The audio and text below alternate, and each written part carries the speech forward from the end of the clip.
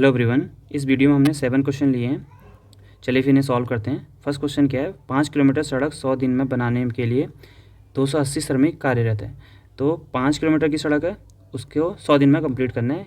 ये पहली बात दे रखी है। और कितने श्रमिक हैं, 280। और कह रहा है कि लेकिन 80 दिन बाद पता चला कि 3.5 किलोमीटर सड़क का निर्माण किया गया।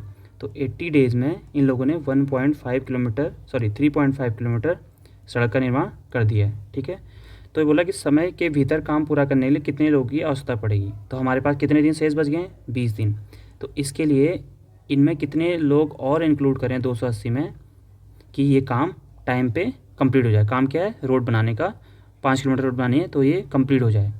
तो 20 दिन में हम कितने लोग इंक्लूड करें कि जो बचा हुआ काम है वो कितना है, 1.5 किलोमीटर वो कंप्लीट हो जाए। ठीक है, तो आपको शुरू में यहाँ पे लिखना होगा, माना नए लोगों की, जो नए लोग इंक्लूड कर रहे हैं हम, वो कितने हैं, n है। ठीक है, ये आप लिख लेना। फिर उसके बाद हम लिखेंगे कि जो शेष दिन बचे हैं वो कितने बचे हैं, 20 दिन बचे हैं। ठीक, ऐसी जो नए श्रमिक हो जाएंगे इन 20 दिनों में काम करने के लिए 280 प्लस n हो जाएगा। क्यों, क्योंकि हमने n एक्स्ट्रा श्रमिक लिए हैं। और काम कितना बचा है, 5 किलोमीटर से उन्होंने 1.3 किलोमीटर बना लिया, तो 1.5 किलोमीटर बचा है। ठीक है, ये सब आपको लिखना पड़ेगा स्टार्टिंग में। तो हमने एक फॉर्मूला पढ़ा था जब हम टाइम एंड वर्क वाला टॉपिक कर रहे थे। वो फॉर्मूला क्या था कि जो M1 होता है, M मतलब जितने लोग काम कर रहे हैं, D1 और W2 equal to M2 D2 W1। आप चाहो तो इसको M1 D1 अपॉन W1 लिख सकते हैं, M2 D2 W2। ठीक है, तो इसके अकॉर्डिंग अगर हम दो केस बनेंगे यहाँ पे कि जब 80 दिन में उनने, पहला वाला केस है, डे 1 क्या है, 80 डे में उनने कितना काम किया है, वर्क किया है, W1 बराबर 3.5 किलोमीटर। ठीक है, और उसके बाद इसमें कितने लोग काम कर रहे थे, M1 बराबर 280। तो आप यहाँ पे लिख लेंगे कि 80 दिन में टोटल काम हुआ है 3.5 किलोमीटर और उसे 280 लोगों ने उस काम को किया है। उसके बाद जब हम उसमें n लोगों को ऐड कर देते हैं तो D2 मतलब कितने दिनों में उस काम को कंप्लीट करना है, 80 डेज ही है, और 100 दिनों में कंप्लीट करना था, इसका मतलब 20 दिन में। ऐसे ही W2 का मतलब कि जितना काम बचा हुआ है, 3.5 किलोमीटर बना दिया तो 1.5 किलोमीटर और बच गया होगा। ठीक, ऐसी M2 कितने लोग काम करेंगे, 280 तो पहले से काम कर रहे थे और हमने n लोगों को एक्स्ट्रा ऐड किया है, तो ये हो जाएगा M2। और हम जानते हैं फॉर्मूले से, हम फॉर्मूला क्या है, M1 D1 अपॉन, या इसको यहीं W2 लिख दो, equal to M2 D2 W1। तो वैल्यू पुट कर देंगे। M1 कितना है, ये कोई इसे शॉर्टकट मत समझना, ये फॉर्मूला होता है, आप इसको डायरेक्ट अप्लाई कर सकते हो एग्जाम में। तो M1 कितना है, 280 इंटू D1 क्या है, D1 इज़ 80, और W2 इज़ ये रहा, क्या W2 है, 1.5 किलोमीटर। ठीक है, ये रहा ना, इक्वल टू M2 कितना है, ये है 280 प्लस n, और उसके बाद into D2 20 into W1 is 3.5 kilometre. इस 20 से हम इसको कैंसिल आउट करेंगे तो 4 आ जाएगा, 20 को 80 हो गया, और इस 3.5 को इसके नीचे शिफ्ट कर दो, तो ये हो जाएगा into 4 into 1.5 upon 3.5 equal to ये 280 प्लस n ऐसी हो जाएगा। ये कैंसिल आउट करेंगे तो ये आ जाएगा 5 से करते हैं, 5 या 15, 5 7 35, कि दोनों पॉइंट एक स्थान पे है, तो ये 3/7 आ जाएगा। तो 7 से इसको कट करेंगे तो 7 को 28, ये हो गया 40। तो 40 गुणा 4 गुणा 3 बराबर 280 प्लस n। तो इसको हम 4 को 16 3 48, तो ये हो जाएगा 480 प्लस n। तो n इक्वल टू यहाँ से हमारे पास आ जाएगा n इक्वल टू 480 माइनस 280, तो n बराबर हो गया 200। ठीक है, तो हमें 200 व्यक्तियों को और इंक्लूड करना पड़ेगा इस काम को टाइम से कंप्लीट करने के लिए। तो इस क्वेश्चन का आंसर हो गया, n की वैल्यू हमारे पास आ गई 200, इसका मतलब हमें 200 लोगों की आवश्यकता और पड़ेगी। तो अब नेक्स्ट क्वेश्चन करते हैं। ये क्वेश्चन कोऑर्डिनेट ज्योमेट्री से है। इफ़ 2, 3, 4, 5, 7, 8 और P and Q are is the coordinate of parallelogram then find the value of P Q. तो पैरेललोग्राम का पहले पिक्चर बना लेते हैं, वो इस टाइप का होगा। इस पॉइंट को हम लिख देते हैं, इसको लिखते हैं ए, इसको लेते हैं बी, इसको सी, इसको डी। तो ये पहला वाला क्या है 2,3, 4,5, 7,8 पी और क्यू। यहाँ पे ध्यान रहना जब भी आप ये दे रहे हो तो सीक्वेंस से देना कि ए बी सी डी। अगर सी को यहाँ लिखेंगे डी को यहाँ तो आंसर भी गलत आ जाएगा। तो A B C D, clockwise चल रहे हो तो क्लॉकवाइज, एंटी क्लॉकवाइज तो एंटी क्लॉकवाइज। ए यहाँ से भी स्टार्ट करोगे तो ऐसे भी जा सकते हो, ऐसे भी जा सकते हो, बट ये sequence A B C D ऐसा बना होना चाहिए। ऐसा नहीं कि ए बी सी डी, ऐसा नहीं करना, ठीक है। तो हमारे पास ये कोऑर्डिनेट पता चल गए। अब देखो इसमें क्या होता है पैरेललोग्राम में, इसका जो मिड पॉइंट होगा, मिड पॉइंट मतलब मध्य बिंदु, ये जो बिंदु होगा ये दोनों एक दूसरे पे कट करेंगे। इसका मतलब ये जो मिड पॉइंट है इसके जो कोऑर्डिनेट होंगे वो क्या आने चाहिए, इक्वल आने चाहिए। इस वाले के लिए अगर हम इस लाइन के लिए AC के लिए हम मिड पॉइंट निकालें या मध्य बिंदु निकालें तो, और BD के लिए जो मध्य बिंदु निकालेंगे उसके जो निर्देशांक होंगे या कोऑर्डिनेट्स होंगे वो सेम होने चाहिए। तो इसमें यही चीज़ अप्लाई करेंगे, उससे इस क्वेश्चन को पी की वैल्यू निकाल लेंगे, ठीक है। तो और भी तरीके हो सकते हैं, जैसे आप डिस्टेंस फॉर्मूला लगा लो, बट ये थोड़ा आसानी से बन जाएगा, इससे कर लेते हैं। तो लाइन AC का मध्य बिंदु, ठीक है। AC का मध्य बिंदु का फॉर्मूला क्या होता है, मिड पॉइंट बोलते हैं इसे, मिड पॉइंट। तो उसका फॉर्मूला होता है x1 + x2/2 और y1 + y2/2, ठीक है। हमने पढ़ा था कोऑर्डिनेट ज्योमेट्री में कि जो पहला वाला होता है वो x होता है, दूसरा वाला y। तो अगर हम AC की बात करें तो x1 क्या होगा 2 होगा, x2 7 हो जाएगा। तो 2 + 7 अपॉन कितना आ जाएगा यहाँ पे 2 + 7/2, y1 कितना है, y1 है यहाँ पे 3 और इसके लिए 8, तो 3 + 8/2। तो इसको सॉल्व करेंगे, ये आएगा 11/2, ये आ जाएगा यहाँ से 9/2, ये आएगा 11/2। तो हमारे पहले के लिए मध्य बिंदु ये निकल गए। अब हम BD का मध्य बिंदु निकालेंगे। तो BD के का मध्य बिंदु, तो यहाँ पे आप इसको कंप्लीट लिखना कि BD के मध्य बिंदु का निर्देशांक, ठीक है। तो ये हम कोऑर्डिनेट निकाल लेंगे, पहला वाला x है, दूसरा वाला y। तो इस केस में भी वही करेंगे, x1 + x2/2, y1 + y2/2, ठीक है। 2 हो गया। तो x1 कितना है BD के लिए 4 है और x2 कितना है p है, तो इसको लिखेंगे 4 + p/2। ऐसे ही यहाँ से हमारे पास आ जाएगा 5 + q/2, 5 + q/2, ठीक। अब हमें पता है AC के मध्य बिंदु के निर्देशांक, मध्य बिंदु के जो कोऑर्डिनेट्स होंगे के निर्देशांक बराबर BD के मध्य बिंदु के निर्देशांक, यहाँ पे लिख लेना। तो क्या होंगे, दोनों के निर्देशांक इक्वल होंगे। इसका मतलब ये जो होगा इसके इक्वल होगा, ये इसके इक्वल। तो हम इसको लिख सकते हैं 9/2, 11/2 इक्वल टू ये जो है 4 + p/2 और यहाँ से 5 + q/2, ठीक है। ये 4 और 5, ठीक है। तो अब क्या करेंगे, कंपेयर कर लेंगे। तो पहले वाले को अगर कंपेयर करें इन दोनों को तो हमारे पास 9/2 इक्वल टू 4 + p/2 आ रहा है, 2 कैंसिल आउट हो गया और p इधर चला जाएगा तो 4 इधर चला जाएगा, तो ये आएगा 5 = p। तो p = क्या है हमारे पास 5 आ गया। तो एक आंसर हमारा निकल गया। ऐसी सेकेंड ये हो गया 11/2 इक्वल टू 5 + q/2, 2 कैंसिल हो जाएगा तो 11 - 5 = q। तो ये हमारे पास 6 = q। तो वैल्यू क्या आ जाएगी इसकी, ये आ गई q = 6, ठीक। ये 2 आंसर आ गए। इस क्वेश्चन में p और q की वैल्यू पूछी थी तो हमने इस तरीके से सॉल्व कर लिया। चेक भी कर सकते हो, अगर ये हमारे पास आ रहा है, एक आ रहा है हमारे पास 5, एक आ रहा है 6, तो 5 और 6, तो 5 और 6, तो 5 और 4 9 होता है, 9/2 आ रहा है। तो देखो पहला वाला 9/2, ऐसे ही दूसरे वाले के भी निकाल लेंगे, ठीक है। तो अब नेक्स्ट क्वेश्चन क्या है, ये भी वही कोऑर्डिनेट ज्योमेट्री से रिलेटेड है। सेक्शन फॉर्मूले का यूज़ करेंगे इसमें। पॉइंट A 2,1, ठीक है। देखो ये भी सेक्शन फार्मूला ही होता है, जो हमने मध्य बिंदु बोला है ये वाला, ये भी सेक्शन फार्मूला है, लेकिन इस केस में यहाँ पे ये रेशियो सेम आते हैं, जो m होगा वही m के इक्वल होगा। क्यों?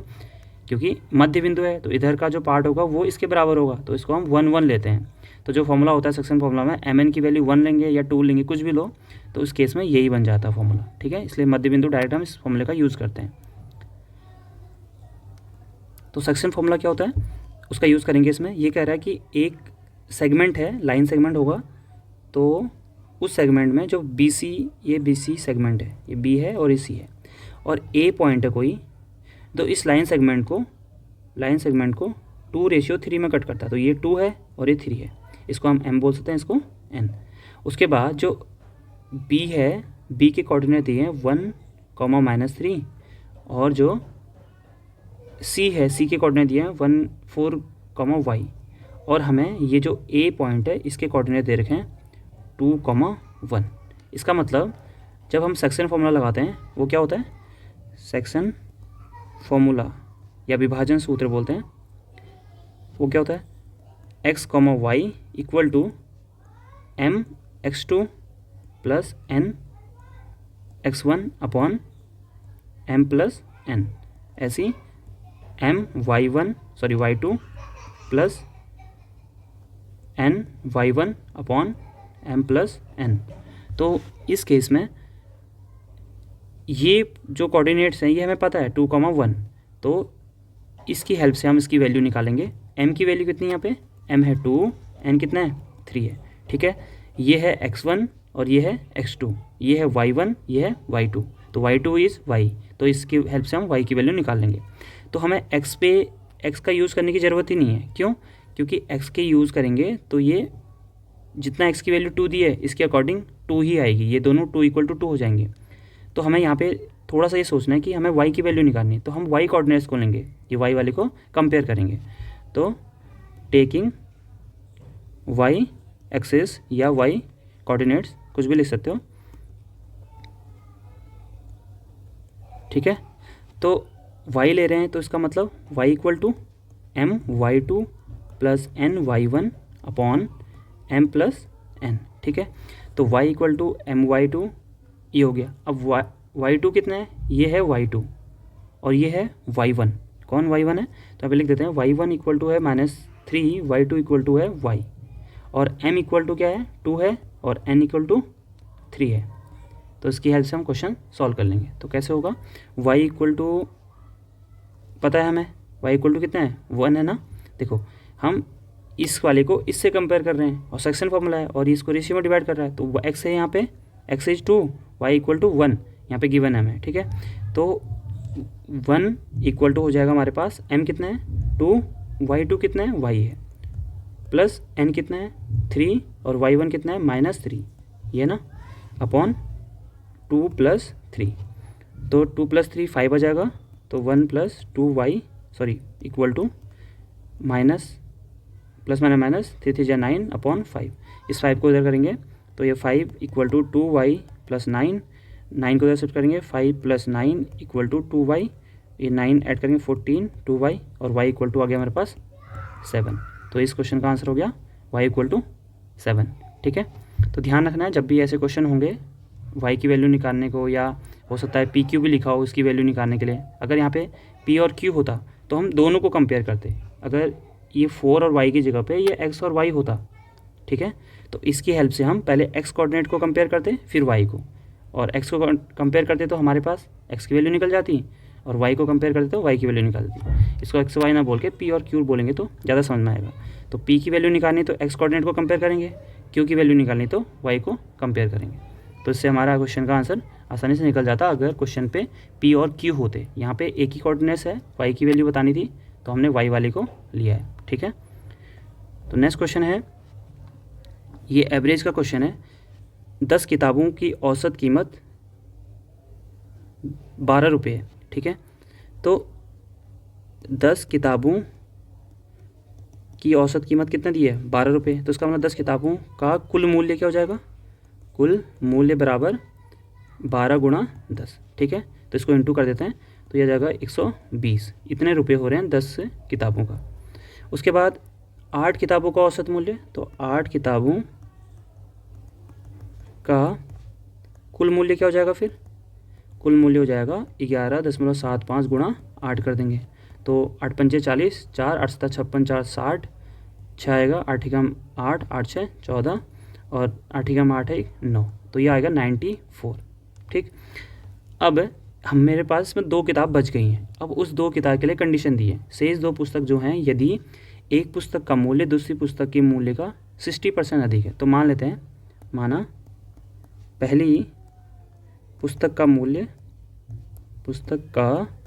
मूल्य बराबर कितना है x, ठीक है।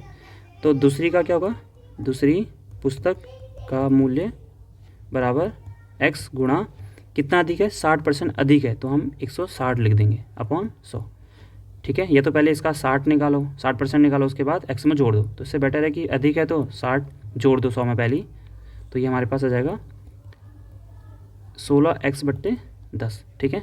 इसको सिंप्लीफाई भी कर सकते हो, ऐसे भी छोड़ दो। अब ये 10 किताबों का मूल्य कितना है 240 और 8 किताबों का मूल्य कितना है 94। इसका मतलब जो 2 किताबें बच गई होंगी उनका मूल्य क्या होगा, तो अब लिखेंगे दो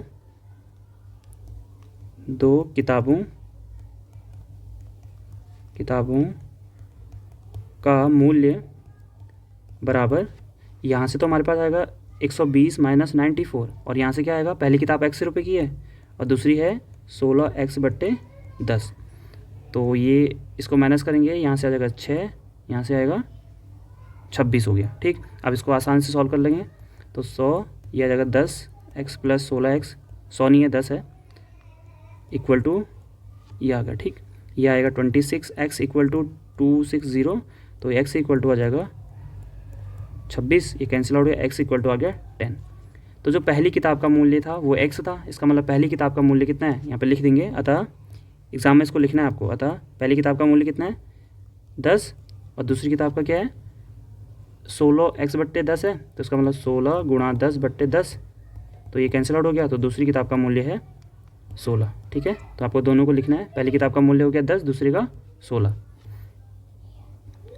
अब नेक्स्ट अगला क्वेश्चन क्या है, एक आयताकार लॉन के भूखंड की लंबाई व चौड़ाई x और y है। तो यहाँ पे एक आयताकार है कुछ, ठीक है, ये हो गया। ये कह रहा है कि इसकी लंबाई है x, इसको अंदर से दिखाते हैं x, और इसकी जो चौड़ाई है y है, और यह चारों ओर 2 मीटर चौड़े बजरी पथ से घिरा हुआ है। तो इसका मतलब 2 मीटर का यहाँ पे कुछ पथ बना रहे हैं, चारों ओर बनाना है, तो उसको बना देते हैं, ये ऐसा बनेगा। ठीक है, एक काम करते हैं, इसको थोड़ा डार्क कर लेते हैं, इससे समझ आ जाएगा कि ये अंदर की बात है, ये बाहर वाला।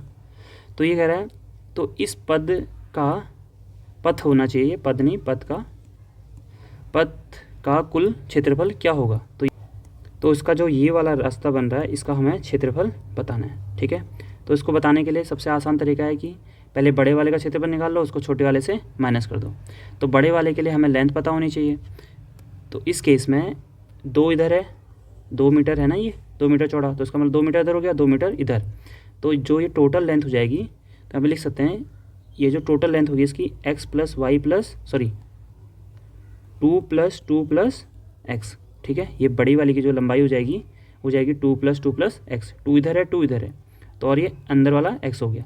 ऐसी जब इधर वाली को देखेंगे, इसकी चौड़ाई को, तो ये हो गया और ये हो गया, यहाँ भी 2, यहाँ भी 2, इसका मतलब 2 + 2 + y, तो हो गया 4y, और ऐसे ही आ जाएगा 4 + y। तो आपको यहाँ पे लिख लेना है कि जो भूखंड है अंदर वाला, उसका तो हमने लंबाई चौड़ाई क्या है, उसकी लंबाई x है, वो चौड़ाई कितनी है, y है। ठीक, तो अगर आपको फिर बोलना है कि जो पथ है, पथ के साथ अगर पूरे फील्ड को लिया जाए तो उसकी लंबाई क्या हो जा रही है, लंबाई हो रही है 4 + y, और चौड़ाई कितनी हो रही है 4 + x, और ये हो रही है 4 + y। ठीक, अब हमें इस रास्ते का क्षेत्रफल बताना है, तो हम यहाँ पे डायरेक्ट निकाल ले रहा हूँ। यहाँ पे आपको लिखना पड़ेगा सब कुछ, जो अंदर वाले का x लंबाई क्या है, चौड़ाई क्या है, ऐसी इसको। ठीक है, फिर आप सॉल्व करेंगे कि पथ का कुल क्षेत्रफल बराबर,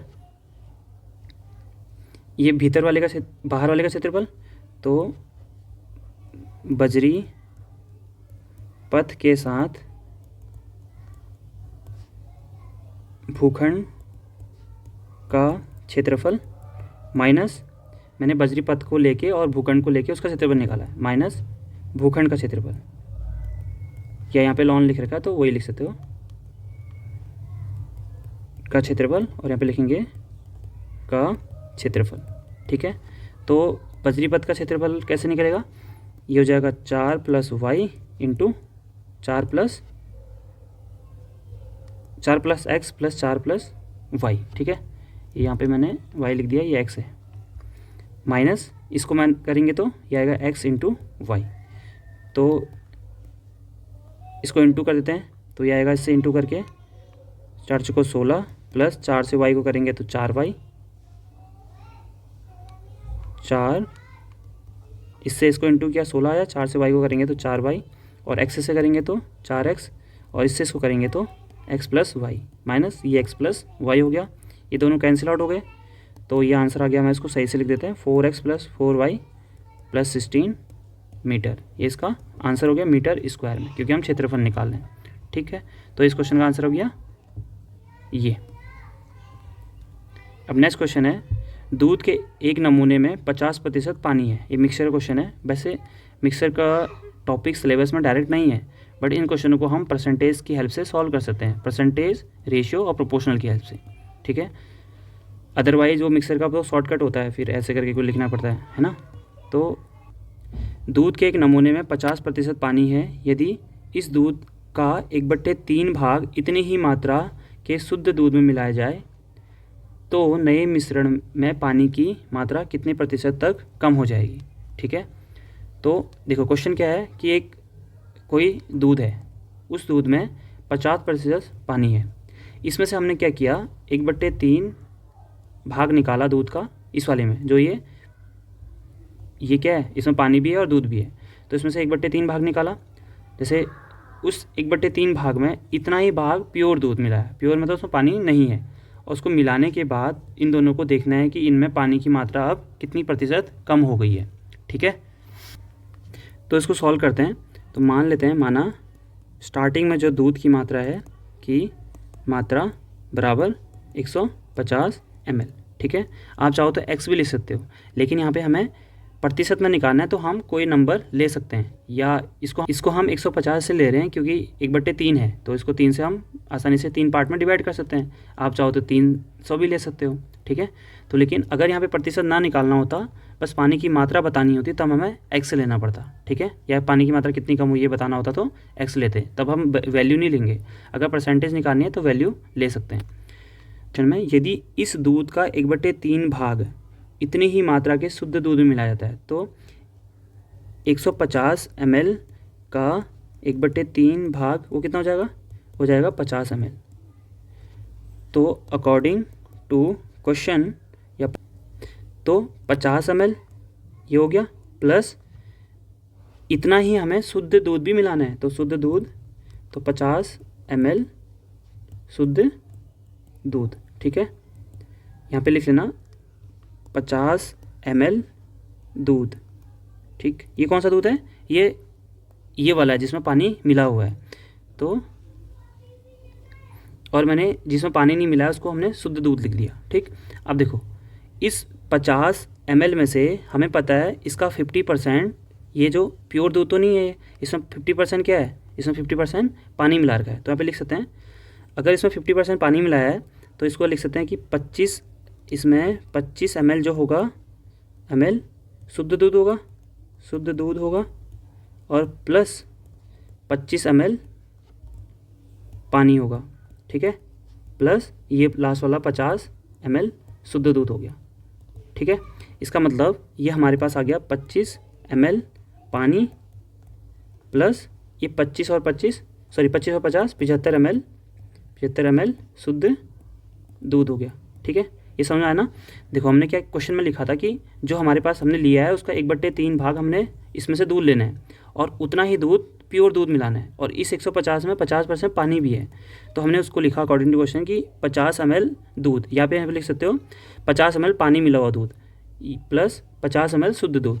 तो इस 50 ml का हमने 50%, हमें पता है कि 50% पानी है 50% दूध है, इसका मतलब 25% शुद्ध दूध होगा और 25% पानी होगा, तो हमने इसको 2 पार्ट में डिवाइड कर दिया, प्लस इस वाले को ऐसे लिखा, उसके बाद शुद्ध दूध वाले को प्लस किया, 75 ml दूध और 25 ml पानी हो गया।